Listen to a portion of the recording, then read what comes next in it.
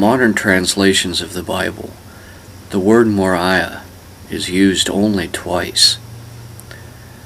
Genesis 22:2.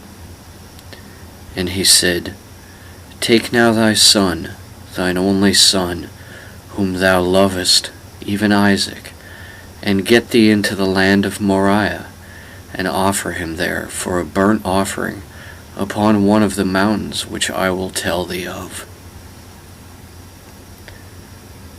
2 Chronicles 3:1. Then Solomon began to build the house of the Lord at Jerusalem, in Mount Moriah, where the Lord appeared unto David his father, for which provision had been made in the place of David, in the threshing floor of Ornan the Jebusite. So we see Moriah is the name of the mountain, which name itself translates as consecrated by the Lord, upon which Abraham sought to sacrifice his son to Elohim, his Lord God, and that it was upon this same mountain that the wise king of the Jews, Solomon, would, 15 generations later, build his temple to Abraham's Lord God. First, let us follow the travels of Abraham during his era to establish the location of Mount Moriah, where, later, Solomon would construct his temple. The Book of Jubilees states that was founded in 1688 Anno Mundi, year of the world, by son of Kesed, presumably the offspring of Arphaxad, adding that in this same year wars began on earth.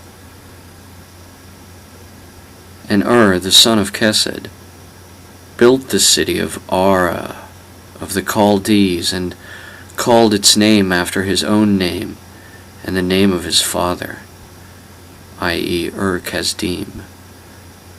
Jubilees 11:3.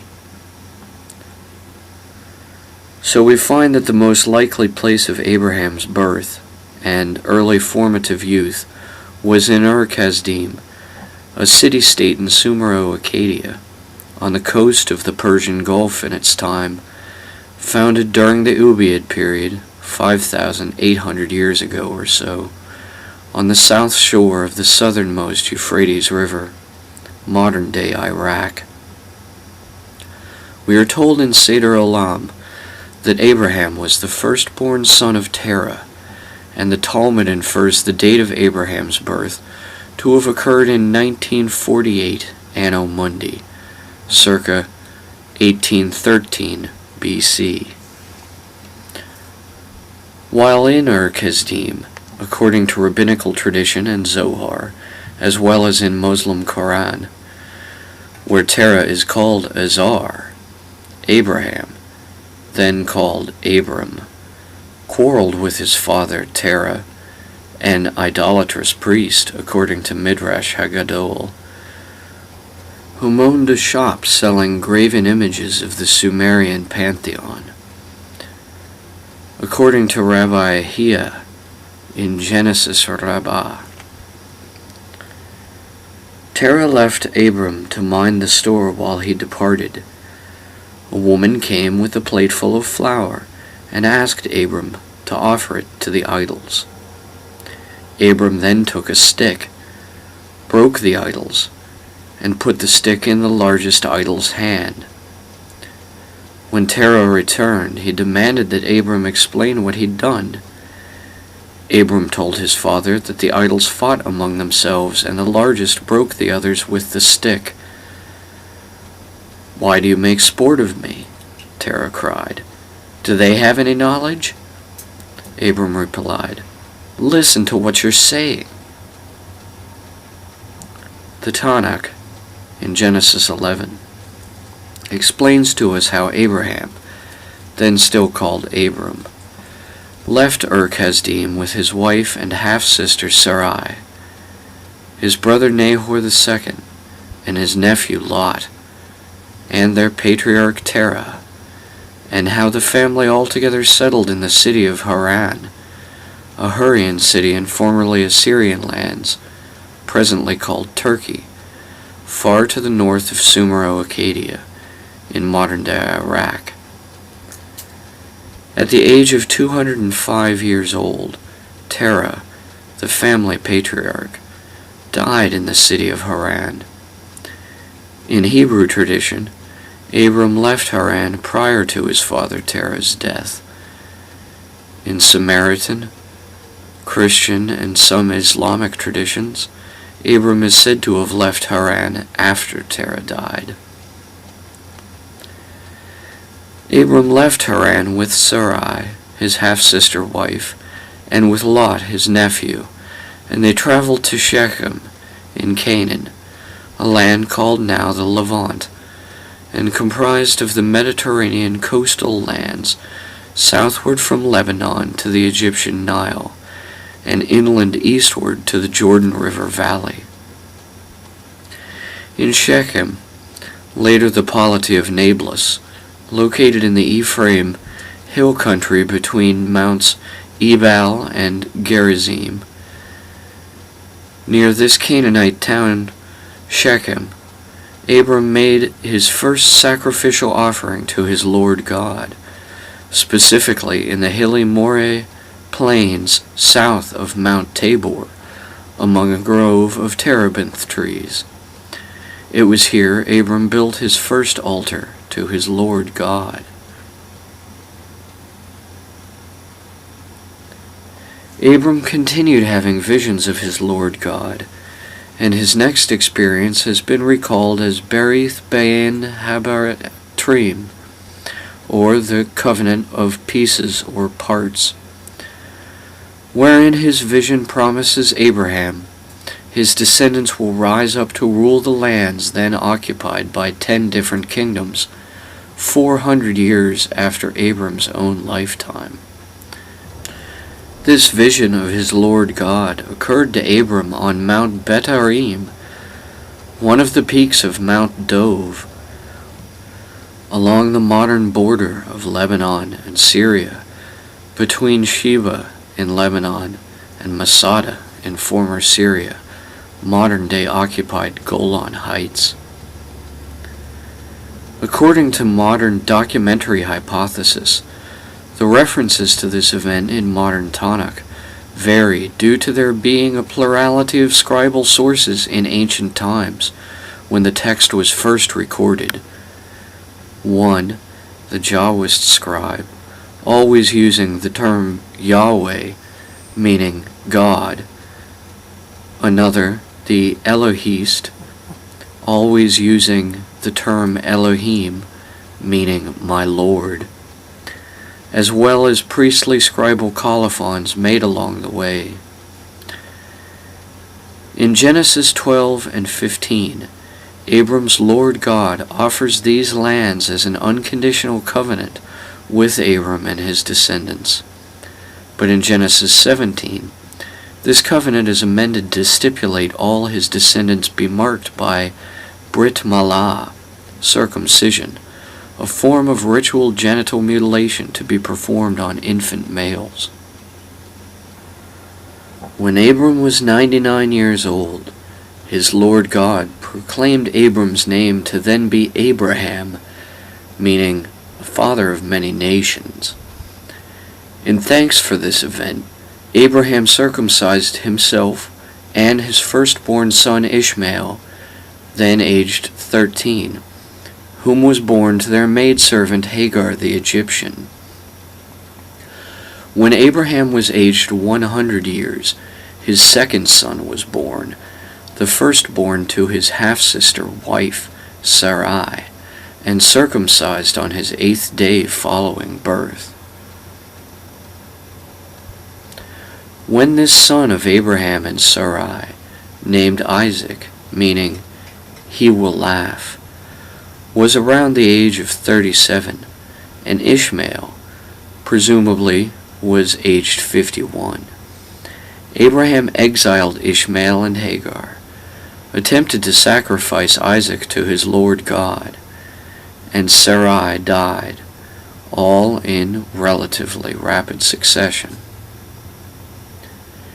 Abraham, then aged 137 years, began a ritual commemorated to this day known as the Akedah, binding in Hebrew, of Isaac, or as the Dabi, slaughter in Arabic, of Ishmael, according to differing sources.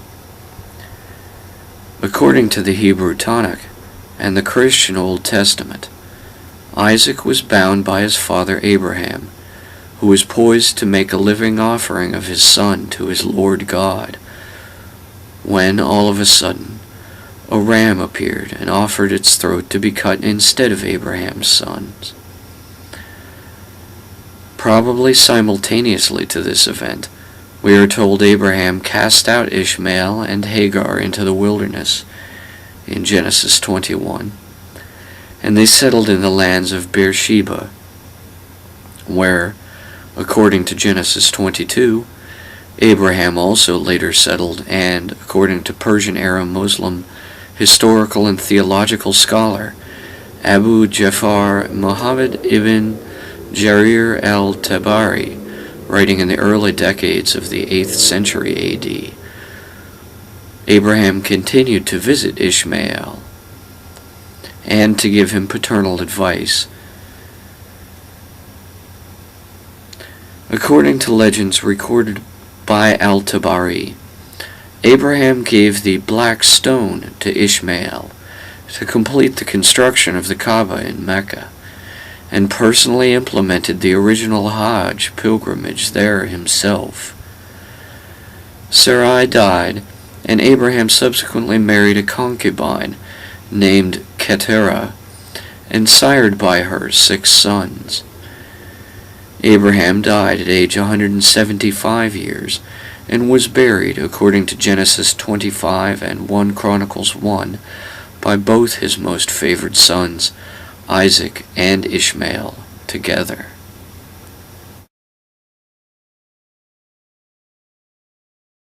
Until only recently, the Tanakh was the only original source for descriptions of either Solomon or his temple. No archaeological evidence existed to confirm his existence, nor to refute the traditional religious beliefs about either. In late 2014 AD, Mississippi State University archaeologists excavating at Kirbit Sumaili, an Iron Age 2A site in the south of modern Israel, uncovered a collection of 6 bulai, or official clay seals, dating from around at least 900 BC, Gregorian. King Solomon, if he did exist, would have as his posited regnal dates 970 to 931 BC. Excavations beginning in 2009 at Tel Burna, a possible match for the ancient lost city of Libna, discovered it had been more or less continuously inhabited throughout the Bronze and Iron Ages, although it would have been directly on the border between Judah and Philistia in the later Iron Age. Excavations at Tel Burna demonstrate that location to have been inhabited as long ago as 12,000 BC, and at least from the 800s to the 600s BC continuously. According to biblical legend, the Temple of Solomon was destroyed in 587 BC by Nebuchadnezzar II. Tel Burna has at least one courtyard 52 square feet in area. If indeed Tel Burna is Libna, a Levitical city which revolted in the 800s BC against Jehoram, 2 Chronicles 21, of the southern kingdom of Judah, established following King Solomon's death, citing that he had abandoned the God of his fathers, then why would it have been considered a pagan cult dwelling there by excavation director Itzhak Shai of Ariel University, possibly attributable to the Canaanite deity Baal, or to the contemporary war goddess Anat. Countless strange artifacts have been uncovered at Tel Burna, which indicated to have been possibly a center for cultists of Baal. Dozens of vases, some the size of adult humans, votive statues with indistinct eroded features, a hieroglyphic inscribed Egyptian ivory scarab, triply combined goblets, and relics of masks or possibly clay death shrouds are among the variety of relics unearthed at Tel Burna.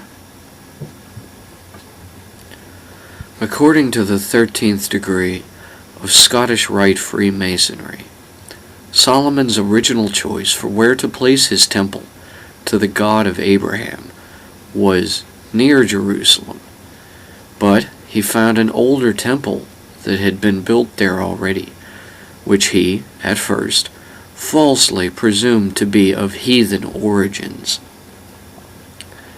This earlier temple, discovered but mistaken for heathen by King Solomon, was, according to the Royal Archdegree's history lecture, actually built over the underground vaults of a much older temple than he had at first suspected, even predating the Great Flood. Solomon mimicked the architecture of this earlier temple from before the Great Flood in the architecture of his own temple, and carved a sequence of 9 subterranean vaults, deeper and deeper into Mount Moriah, with the deepest vault being buried directly beneath the Holy of Holies in his first temple, and with a long and narrow tunnel hewn out of the rock leading from these vaults to the king's palace. Supposedly, it was in this 9th chamber vault the Ark of the Covenant was kept when it was not being venerated in the Holy of Holies. And in the mid-1900s, explorer Charles Warren apparently rediscovered this tunnel, although it remains considered only an underground waterway. The standing height tunnel was finally done being cleared out in 1996. In 1 Kings 11 of Hebrew Tanakh and the Christian Old Testament, we are told Solomon's wives turned his heart after other gods, and that in particular he fell prey to attraction by Astoreth, the goddess of the Sidonians, and Moloch, the abomination of the Ammonites. Although we may assume Solomon consorted with as many devils as we like to imagine him doing so with, be it the 72 Goetia of the Shemham-Farash, or be it only Asmodeus alone, then the king of demons, there is no canonical literary evidence of Solomon personally following after the Canaanite Baal. However, it is widely accepted now that at Shechem, the place of Abraham's first altar to his Lord God, worship of Baal Berith, meaning the God of the Covenant, persisted at least until immediately following the death of Judge Gideon, Judges 6 through 8, and his refusal to be crowned king by them after his 40 years of peaceful rulings, when the Israelites turned to worshiping Baal Berith instead. According to the Muslim Quran, from the surah called Sabah, the faithful learned by Solomon's dying act that the jinn he naturally commanded were not all-knowing, because, with his last act of strength, Solomon stood, and, leaning on his walking stick, he died, but remained standing, so that none of the faithful, nor the jinn, knew he was dead, until a termite ate away his staff, and he collapsed. According to the scriptures, he died of natural causes at around 80 years of age.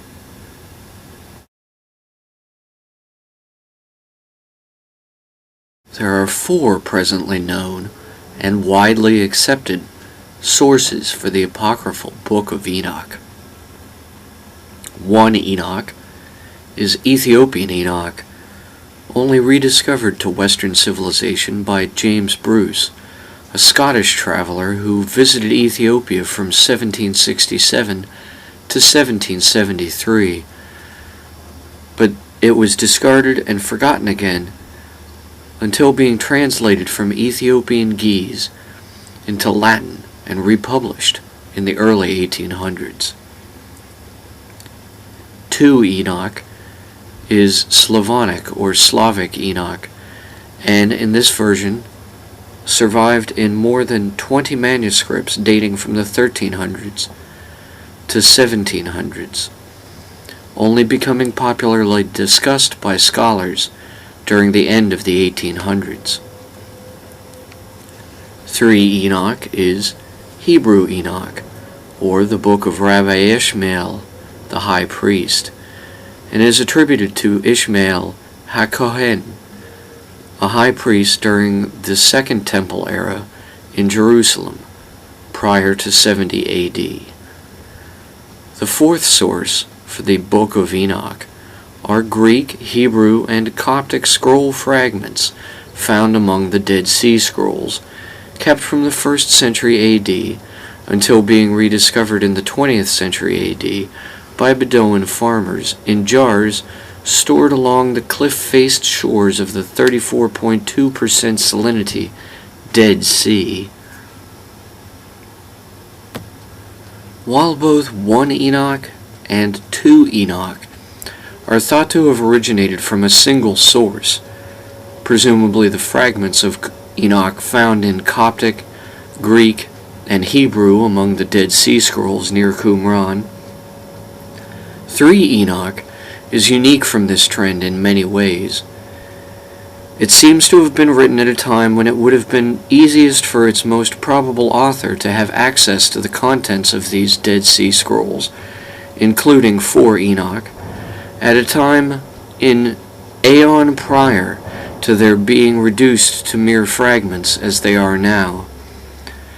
Portions of 1 and 2 Enoch, including the Book of the Watchers detailing the fall of the rebel angels, are suspected to date back to 200 to 300 BC.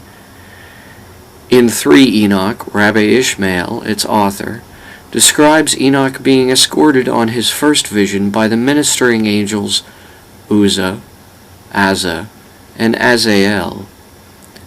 In 1 Enoch, and expanded upon in 4 Enoch's fragmentary sources, the archangel Uriel is Enoch's guide during his astronomical visions. In 1 Enoch, the characteristic archangels referred to God amongst themselves as the Lord of Spirits, but in 3 Enoch, God is referred to religiously only as the Holy One, blessed be He. But though 1 Enoch may contain portions far more ancient in their origins, 3 Enoch is definitely a work of the early 1st century AD, era Hekalat, throne, and Merkaba, chariot, literature. Although these may be the only sources of a truly autobiographical work by a pre-diluvial patriarch, there remain other biographical sources that describe events in Enoch's life.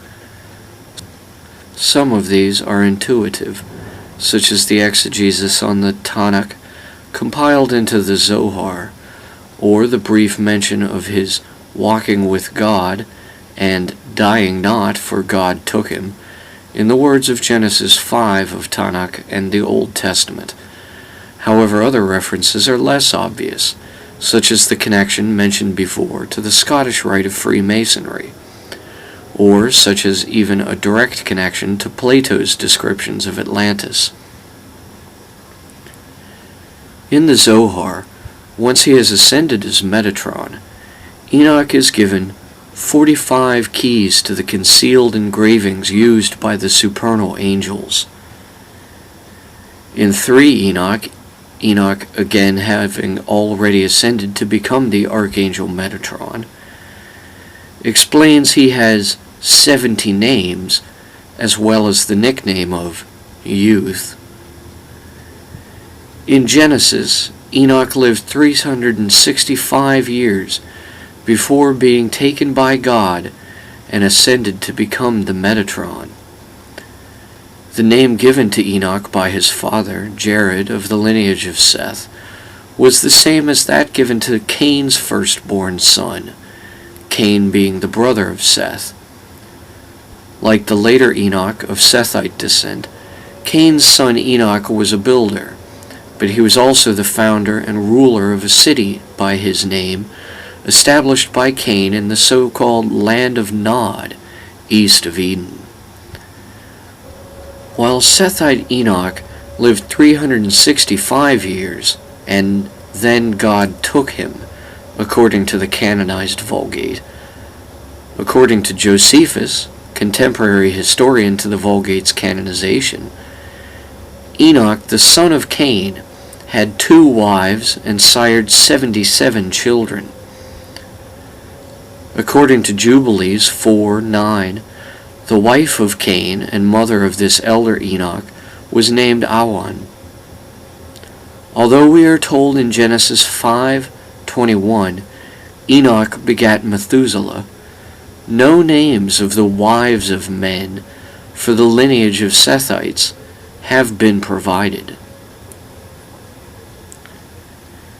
In the 13th degree of Scottish Rite Free and Accepted Masonry, the so-called Royal Arch degree, the history lesson is given that Enoch the Sethite had had a vision and a dream of Mount Hermon, where the Watchers descended to earth and conspired to take unto themselves the wives of men. Led along by the voice of God, promising to reveal to Enoch his true name, Enoch journeys in the Masonic histories to the lands of Canaan, where he hired workmen to construct an underground vault of 9 chambers, each deeper than the one before it, that would, 34 generations later, be rediscovered by King Solomon and mistaken for a heathen temple. Settling in a land we know only to be near Jerusalem, Enoch the Sethite hired on workers to dig the 9-chamber deep vault, housing in its lowest level the true name of God, engraved on a golden triangle, sunk into a cube of agate. Enoch the Sethite also hired these workers to craft 2 obelisks for him, according to Masonic traditions, one made of brass to survive a flood, and one made of granite to resist any amount of fire. As the story goes, Enoch inscribed on the granite pillar the location of his buried vault, containing the true name of God, and on the brass pillar was written the rudiments of the arts and sciences. It is said then that after the flood destroyed the pillar of granite and washed away all trace of the buried true name engraved on the cube of agate, Noah rediscovered Enoch's brass pillar. We do not have the content for the original Scotch Master degrees conferred at Temple Bar Lodge in 1733 in London, at Bath in 1735, or at the French St. George of the Observance No. 49 at Covent Garden in 1736, as we have no records of former holders of these titles prior to Etienne Moraine, the first Grand Inspector, patent issued August 27, 1761, of his network of Écossaises lodges based out of La Cape Française, northern French colony of Saint-Domingue, modern Haiti.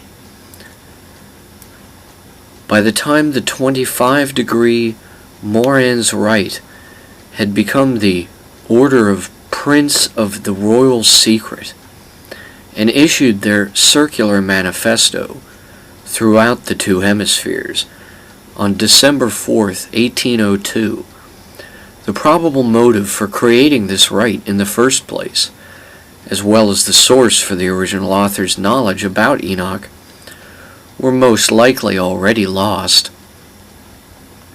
How the Scottish Rite came to venerate Enoch in its histories as early as 1733, when James Bruce wouldn't even find one Enoch in Ethiopia until 1773, some 40 years later, remains one of the great unsolved anomalies of Enochian research.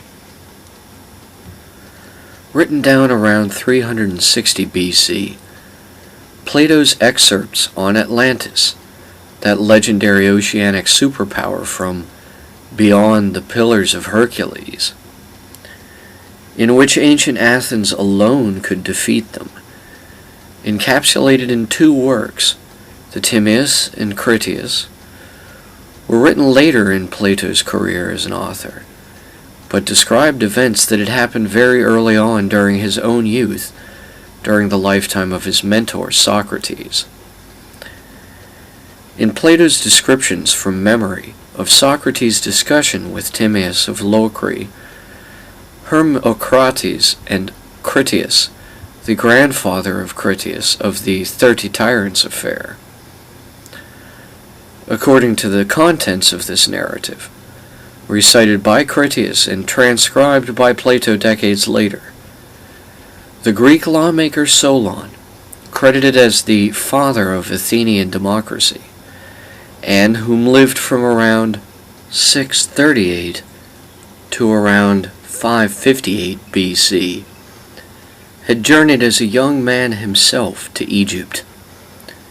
In the city of Sais, called Geo in the Egyptian and said by Herodotus to have been the tomb of Osiris, within the Egyptian district of Sais, in the fifth nome of the Canopic branch of the Nile River's western delta region, Solon was initiated into a cult of Neith. The Egyptian goddess Nut was one of the 9 deity pantheon, called by the Greeks the Ennead, and worshipped in Heliopolis, previously called Lunu by the indigenous Egyptians, and the land of On in the Tanakh, who explained to him the myth of Atlantis, glossing over an already abridged and distorted interpretation by either Plato, by Timaeus, or by them both, of Pythagoreanism, assigning elements to the 5 regular solids, later called the Platonic solids, etc. Critias then rejoins the history of the once great island continent of Atlantis in the subsequent book, named for him by Plato. Critias explains that 9,000 years before then, or roughly 12,500 years before now, there had been a great war with the Atlanteans, who had invaded as far as Etruria in Middle Italy and Egypt, when the Athenians of the era led an alliance force that, though it disintegrated, provided them cover long enough to push the Atlanteans back from Tyrrhenia and Egypt. Critias then quickly adds that, at a later time, the entire island of Atlantis sank into the ocean in a single day and night. As Critias begins to quote the words of Zeus, whose wrath was vented on Atlantis, the account abruptly cuts off in mid-thought and is not picked up again by its author in subsequent writings. The most important detail of this entire narrative, however, which should not be overlooked, is that, speaking on behalf of Solon, Critias described how the commands of Poseidon were inscribed by the first kings on a pillar of orichalcum, which was situated in the middle of the island at the temple of Poseidon. A partial fragment from Plato's Republic, written around 380 BC, had found its way into the Nag Hammadi library of 12 leather-bound papyrus leaf Coptic language codices recovered from Chenoboskian in Egypt, dating to no later than the 4th century AD. Surely the authors or scribes of 4 Enoch's various language translations at Qumran had also heard of Plato's Atlantis.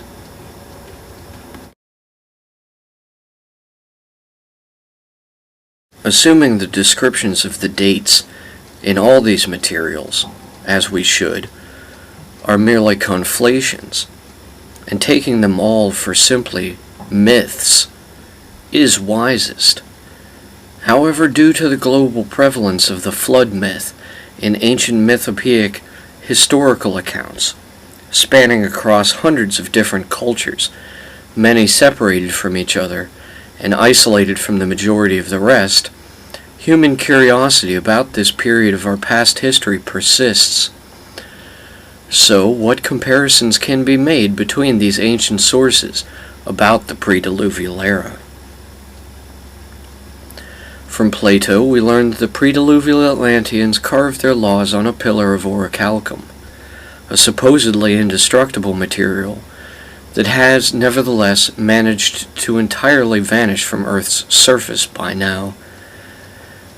From the 13th degree of Scottish Rite Freemasonry, we learn that Enoch the Sethite, who also lived before the flood, also carved laws into indestructible pillars after his own style, and left these above ground to mark the nearby secret location of his buried 9-chamber vault.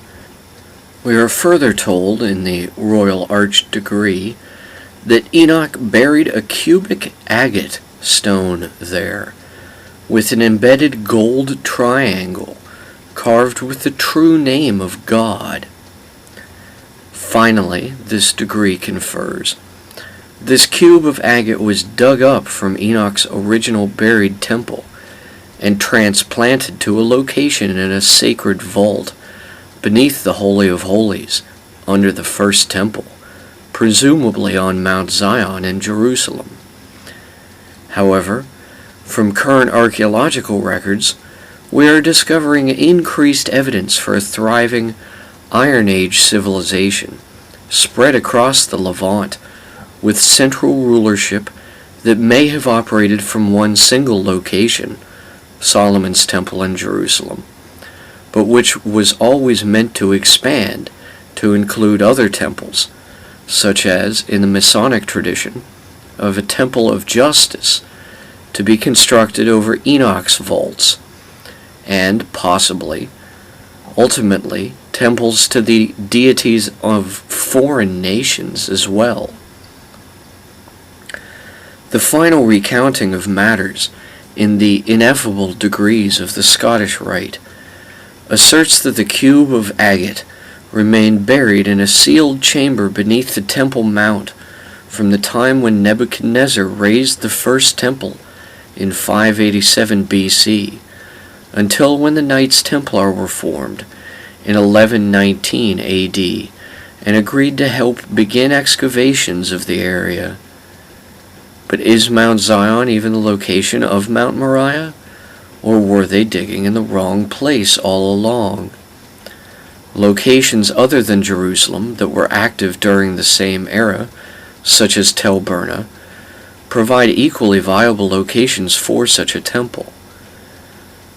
But if Solomon's Temple, and thus Mount Moriah itself, are not located at Mount Zion in Jerusalem, then where else could they be? And, perhaps most importantly, from whom or where did Abraham acquire the Kaaba stone?